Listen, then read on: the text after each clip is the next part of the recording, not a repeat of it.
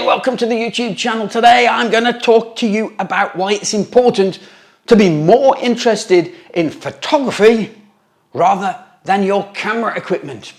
Now, many people believe that to take great photos you need the most expensive camera and lenses. However, the truth is that great photography is more about the person behind the camera and their creative eye rather than the equipment that they use. When you focus too much on camera equipment, you can easily become consumed by the latest technology, the gadgets on the market, which can, of course, distract you from the importance of developing your own photography skill. Developing, see what I did there? Look, in contrast, when you focus on photography itself, you're empowering yourself to learn the craft, to understand composition and how to use light to create beautiful images that tell a story.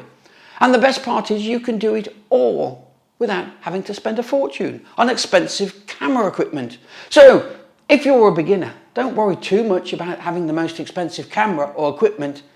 Instead, focus more on developing your photography skills and honing your craft, because you know at the end of the day it's creativity, imagination, passion that truly make a great photograph.